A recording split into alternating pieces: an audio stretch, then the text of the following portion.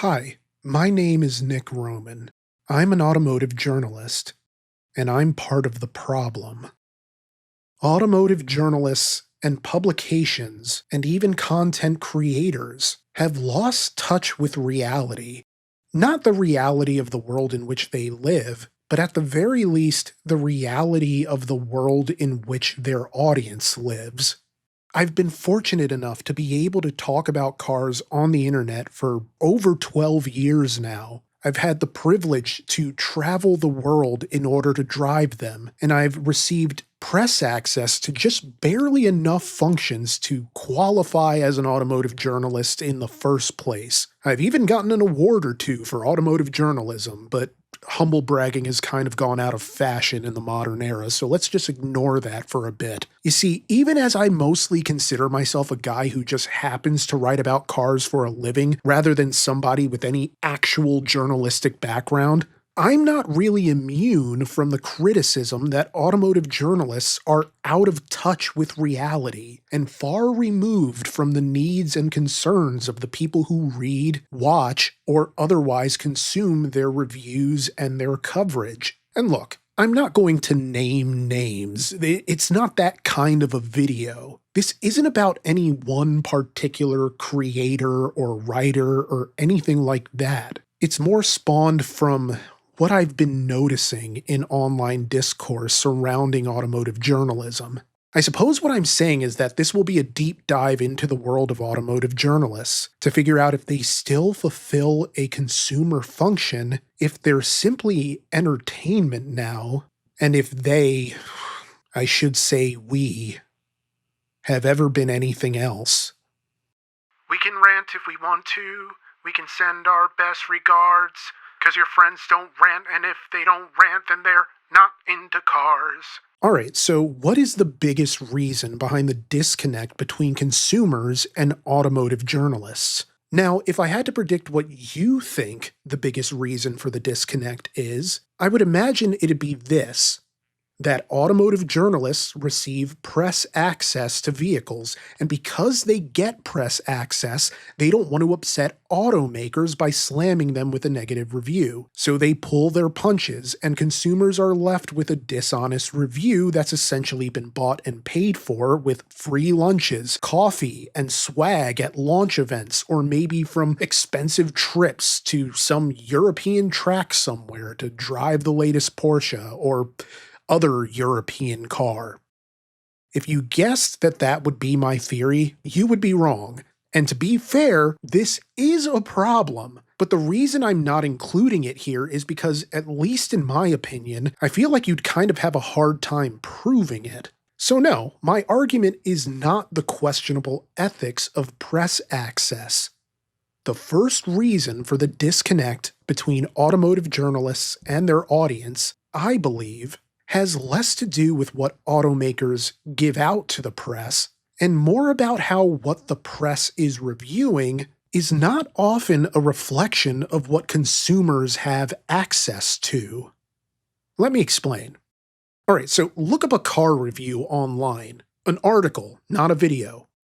Now, sometimes it'll be at the start of the article, and sometimes it'll be at the end. But something I see people complain about a lot, and something that I've noticed when reading reviews myself, is the discrepancy between the base MSRP of the vehicle being reviewed and the price as tested. You know, that number that gets listed in just about every automotive review as a disclosure to readers that the version of the car being tested might be more fully loaded than the version they go into the dealership to drive. Now, more often than not, if there's a difference, it's going to be just a few $100s, which is hardly worth the distinction, I would think. But I looked up reviews across several notable publications and found that some vehicles have a far more pronounced price gap between the version that was tested and the version that readers might actually have access to financially. For example, a 2025 Nissan Frontier Pro 4X. Base price, $43,465. Price as tested, $50,430. A 2026 Subaru Outback. Base price, $36,445. Price as tested, $49,445. 2026 BMW iX. Base price, $76,325. Price as tested, $96,275. And here's the thing, is that with these price discrepancies, even a modest increase can be the difference between a bargain and an unjustifiable expense in the eyes of consumers. Basically, consumers are reading reviews and getting it in their mind that a certain car is going to be accessible to them financially, only to find out, sometimes at the very end of the review, that the version being reviewed is sort of beyond their grasp, you know? But there are a lot of publications who will give you a sliding scale at the start of the review to sort of tell you that, hey, you know, on the base end, it can be this, and on the top trim end, it can be this. And every price in between depends on what you want to have it outfitted with. And fair enough, I think if you read a lot of these reviews all the way through, they kind of, the good ones anyway, make it clear that this is not what you get straight off rip. And a defense that I've read is that automakers won't always send journalists base models or even offer them as a possibility. In that sense, the only options journalists have are the decked out performance variants. Sometimes automotive journalists and content creators are handcuffed by automakers who will only allow them to drive the more expensive trims. Because from the automaker's perspective, you want readers and viewers to see everything the car is capable of doing, and that sometimes means providing the most fully equipped trim available. But then we get to the other problem, which is that the conditions that some automotive journalists test these cars in creates a second layer of disconnect, because if you're testing a car exclusively on a track, then not only are the journalists driving a trim outside the price range of a lot of the people reading the review, it's also being driven in an environment that doesn't reflect the conditions the average consumer will actually experience. Basically, a lot of car reviews sort of come across more like they exist for aspirational reasons. The same way travel magazines exist to show you extravagant vistas you can't afford to ever visit yourself. It shows you the dream of what's possible by encouraging you to envision yourself behind the wheel. Essentially, there are reviews that understand what makes a car good in the general sense. And then there are reviews that understand what makes a car good to an average person. And there isn't always a lot of crossover there. Most of us will never own an expensive sports car or even a fully equipped top-of-the-line SUV. In that sense, I don't really need to know how athletic the steering feels, only whether it has enough power and torque and interior space to be an asset to my life rather than something I'll end up trading in 6 months later. Because while there absolutely is a very necessary and relevant space for automotive journalists to talk about performance and handling and all of the really important functions of what makes a car exciting and rewarding to experience, it kind of feels like the market is pulling away from audiences that want to read about that kind of thing or watch videos about that kind of thing, and more towards a more grounded take on the utility of cars in the modern age. Of course, I say this, and I acknowledge that a lot of people consume automotive content as a sort of form of escapism. They accept and they're okay with the fact that maybe they won't ever get to drive these cars. Certainly, I've looked up plenty of videos about Koenigsegg's, knowing that I'm never going to drive one, and kind of looking at it sort of lovingly and with great reverence in that way, mostly because I don't know any better. I don't know if it's actually good or not. But that's kind of a bit of the excitement, right? Because you're experiencing something vicariously that you don't know about, and the mystery is almost what makes it intriguing.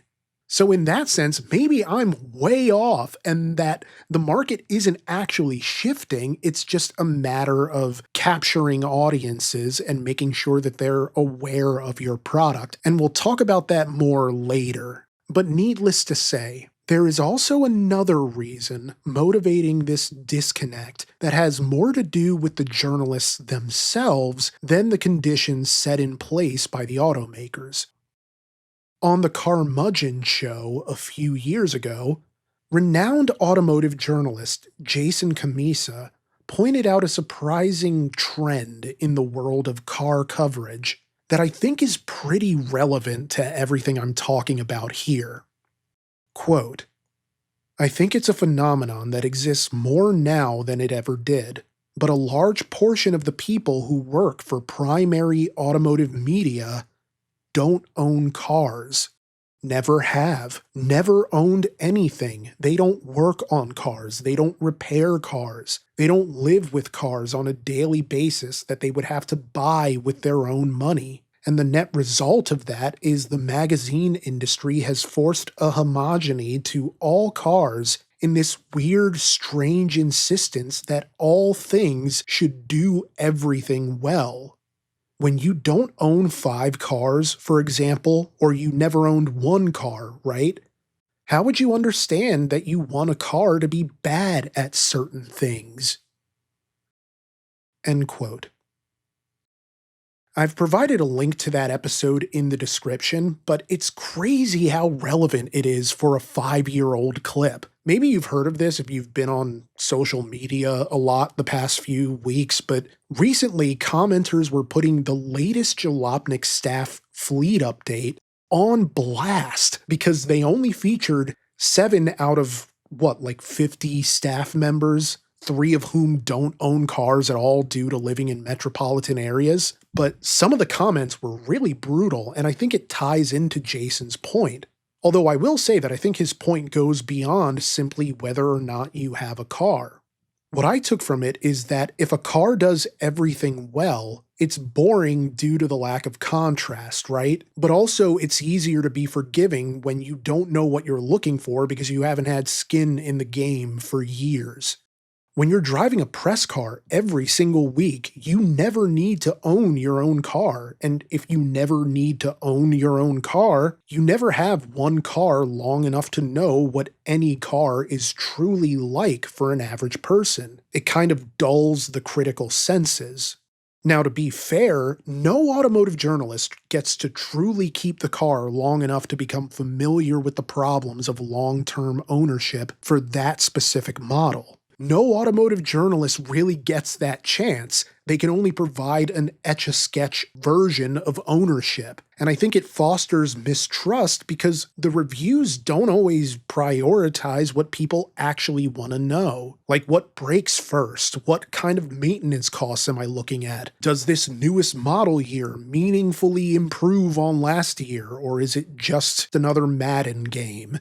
Is the tech dependable after the honeymoon period ends? Is depreciation gonna drop like a hot rock? Stuff like power and torque and cargo space, it's all incredibly important. Handling, incredibly important. Speed, important. It's all important. But it can all feel a bit like the reviews are tailored to people who are already enthusiasts and who have disposable income. Obviously, this isn't all journalists, or even most of them, but I've read more than a few reviews where I just sort of noped out when I realized that despite wanting to know more about, say, like the 2026 Toyota 4Runner, I just didn't feel like I was the intended audience. But then I'm guilty of this myself. I've prioritized what I like, often to the exclusion of what people actually wanted to know. As a reviewer, I've tried over the past couple of years to be better about internalizing the lesson that it isn't always about what I want, and the things that matter to me might not matter to anybody else, and vice versa. Yeah, people want an honest opinion, but I don't think they want to be told that their concerns aren't valid, you know? If I say, hey, a Jeep Renegade isn't a workhorse, but then who's using it for that anyway? Well, if I do that, I'm failing to engage with people who want to know whether it might have practical applications beyond its apparent function. Of course, what's wild about all of this for anybody who's been with RCR for a long time is that when we started out, we used to get dragged for not talking about the car enough and going off on these weird sophomoric tangents that had nothing to do with the car that we were reviewing. But back then, it was kind of the point, because sometimes those tangents were meant to Trojan horse an observation about the car into the viewer's subconscious. And it was a different time in internet culture where you could practically get away with anything. Maybe not anything, but you can kind of get away with non sequiturs, and people didn't seem to mind as much so long as they were entertained. But as time went on, people really did just want to hear about the damn car, so we tried to find a way to blend weirdness and wisdom. Yet it's tricky because you can't always know what people are looking for from a review.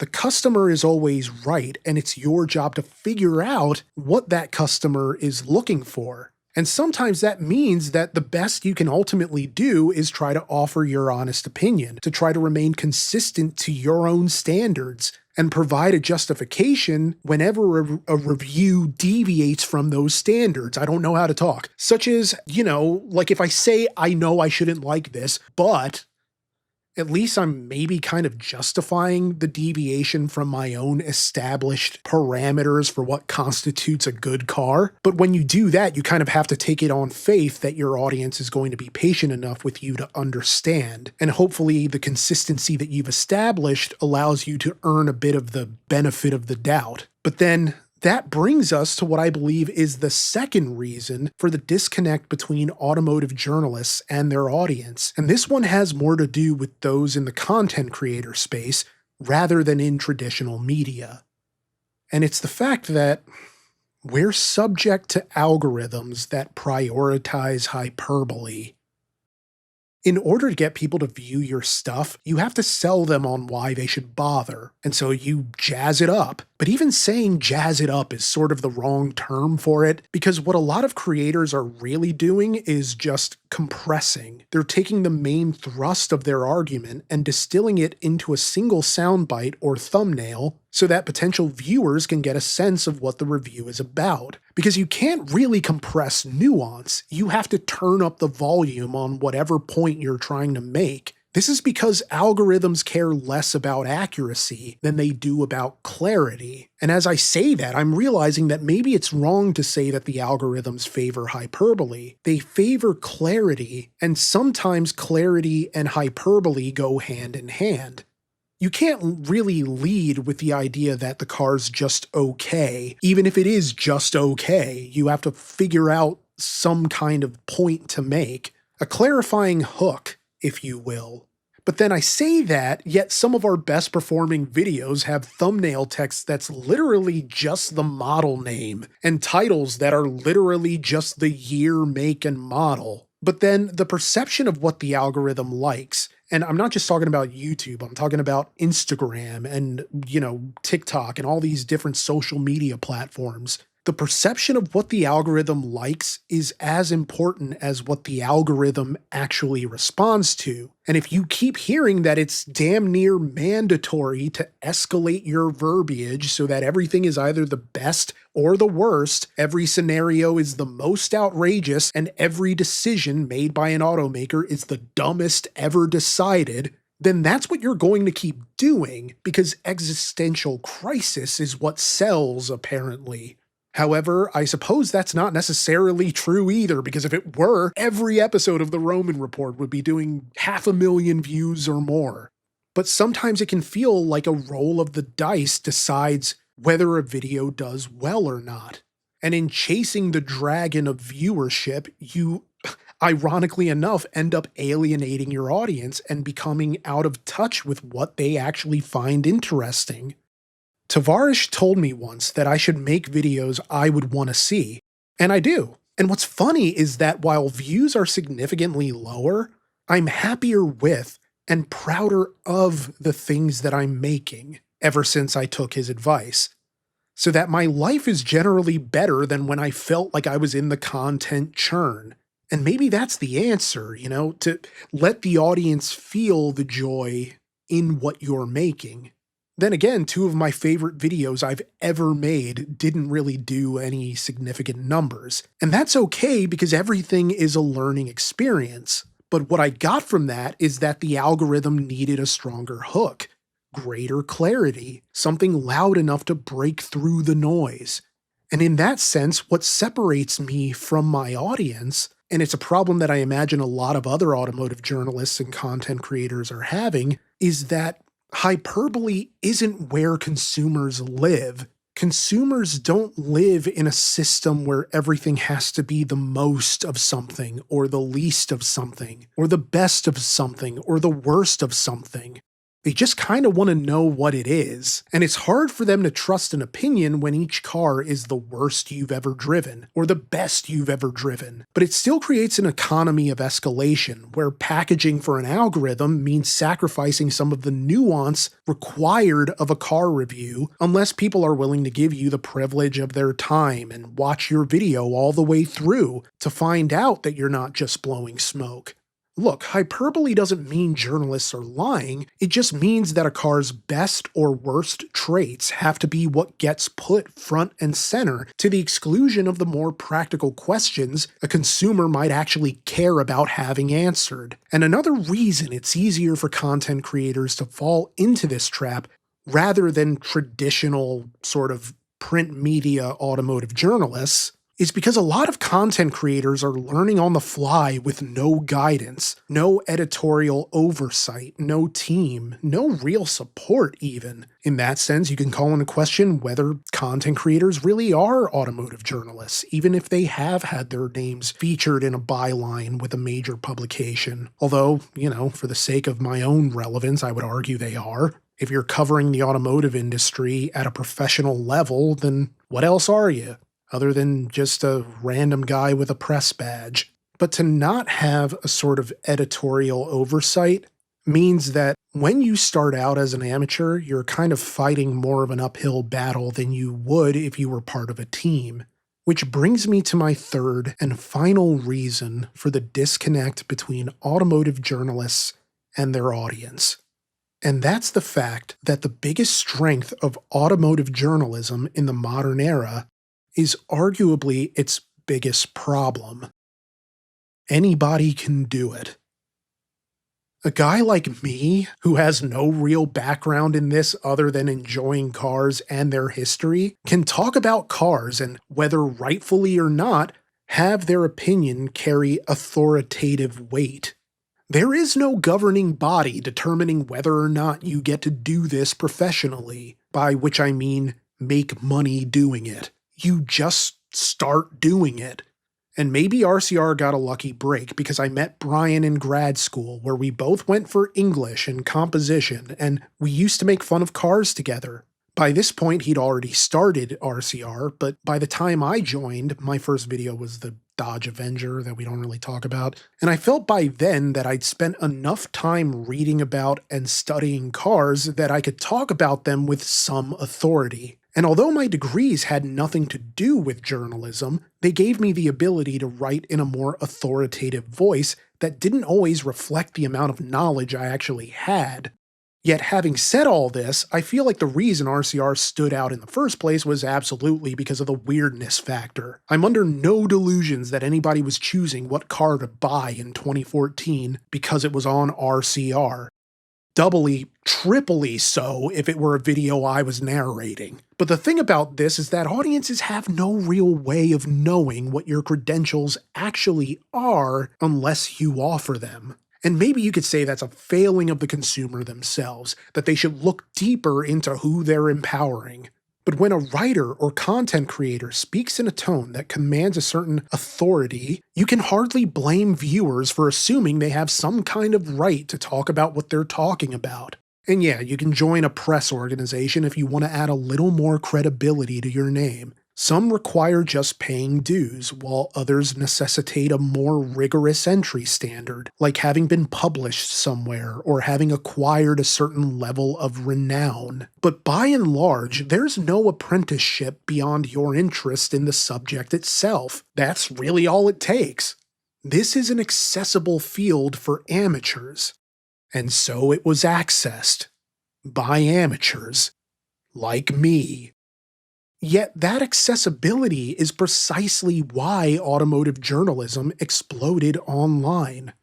It not only democratized the conversation surrounding cars by pulling it out of the sun-drenched ivory tower of heritage mastheads, it placed automotive enthusiasm into the context of regular people with regular needs and regular interests. And no, the pun with the word regular wasn't initially intended, but I'm keeping it going anyway.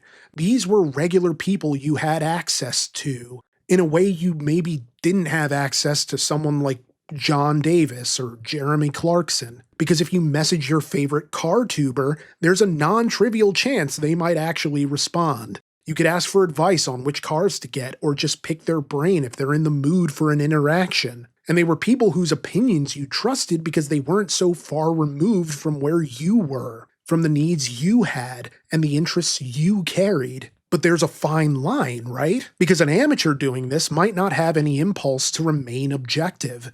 Now, that's probably true of the actual, trained professionals as well, since biases permeate every molecule of automotive enthusiasm. But again, it's a fine line.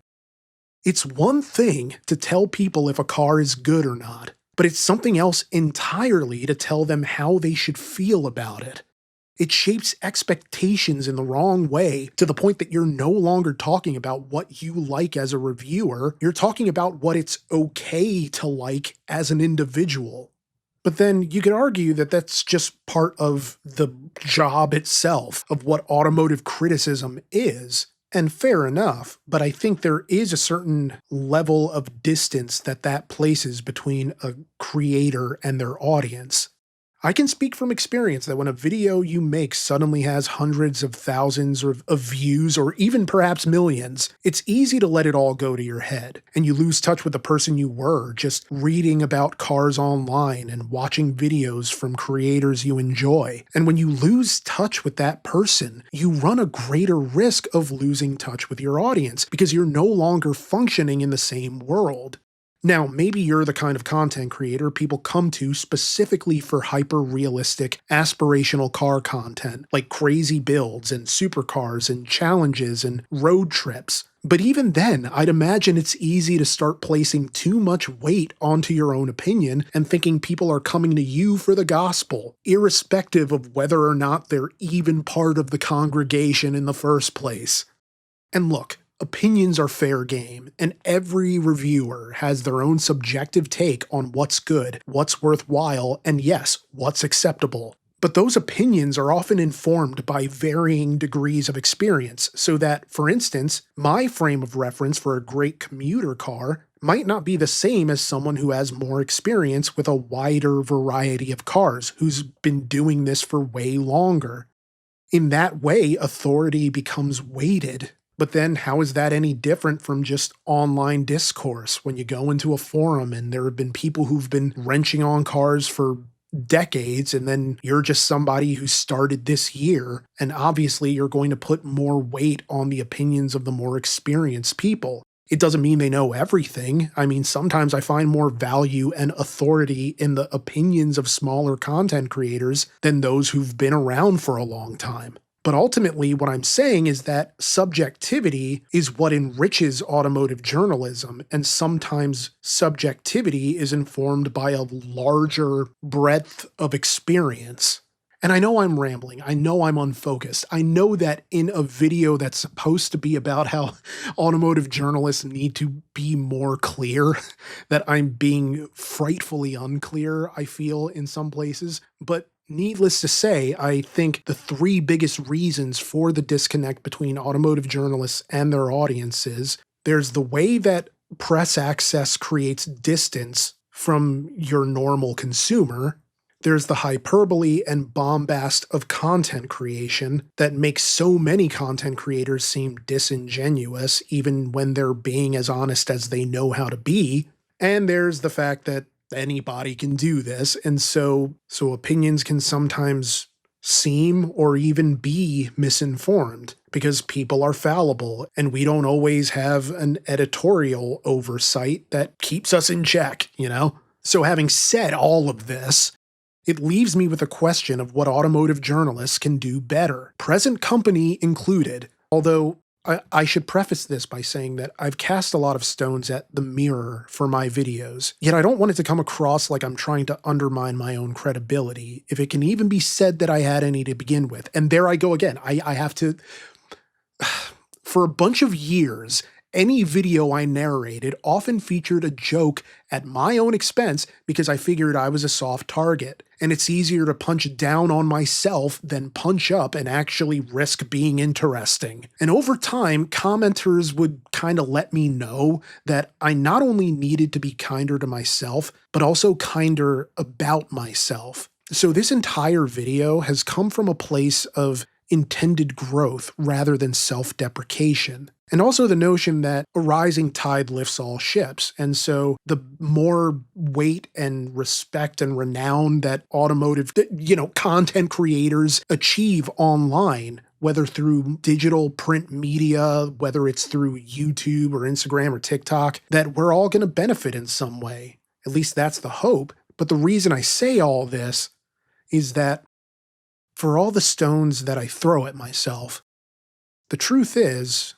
I think I'm really good at what I do. And that's something the Roman of even a year or two ago would never have said in the privacy of his own bathroom for fear of being viewed as having an ego, much less said in the Thunderdome of online content. And the Roman of 3 or 4 years ago really wouldn't have said any of that because he didn't believe in himself. But even though I feel like I've grown, that doesn't really necessarily mean that I'm relatable, that there's not more that I can do, that more that everyone in this profession can do to be more in tune with what people actually want to read, with what they want to watch, what they want to know. It can really be as simple as just reading the comments section more often, interacting with people more often, finding out what they think about what you're putting out, whether it's in print or in video form. Find out what they need a car review to tell them, and then implement them into your own reviews if it's within your editorial purview to do so. Talk about prices, talk about consequences. Feel free to say that, hey, this might not be for you, or even dare to admit uncertainty, because sometimes you just don't know. There are things that we don't know, and it's okay for us not to know everything. Shout out to Jason Camisa, but not all things should have to do everything well, and that includes people. Look at it this way. Automotive journalism helps keep you informed, yeah? And sometimes I think it helps you dream a little bigger. But mostly, I've found that it's either just about entertaining you or just about helping you decide. And I think automotive journalism, at least in the context of reviewers, has value for those purposes. Automotive journalism can be primarily about entertainment and still be valuable, because sort of like The Daily Show, you can still be entertaining and inform people about new features, troubling trends, new regulations, and changing legislation. But if you want to just stick to straight news, straight reviews, it's not like that doesn't have a place in the online creation space either, outside of the framework of traditional media. It's all useful, and I still think online car personalities have value to enthusiasts and average automotive consumers alike. And I'm not just saying that with the hope that it's true, because for it to be false means I don't make rent, but because I actually believe it. And within that observation is, I think, the last bit of advice for myself, for current automotive content creators and journalists, and for those looking to get into this field. Whatever you end up doing, just stay honest to your own style, even if it isn't what people want or need. I think the people who do read or watch you will have greater respect for your consistency. That doesn't mean never do anything different. Variety is the spice of life. But I think in the world of automotive journalism, of reviews, of editorializing, maybe it's consistency that's the true arbiter of authority. But what do you think? Are automotive journalists really out of touch with reality? If so, why do you think that is? What's the biggest culprit, and what can we do to reconnect? Chat me up in the comments. My screen name is Limited Time Roman. I'm reading every comment. Trust me, I would be an enormous hypocrite if I wasn't deep in these comments. If you enjoy this sort of video, like, comment, share the video, or even subscribe. And tap the bell icon so you never miss an episode. But if you want to support us in the biggest possible way, join us on Patreon for early, ad-free videos and exclusive content you'll never see here. Thank you for watching. And seriously, guys, for whatever authority you vested in me. Sometimes I wake up and just have a hard time remembering how I even got here to have this kind of audience, but I'm just so grateful for all of your viewership and for your support. So thank you, and have an outstanding rest of your week.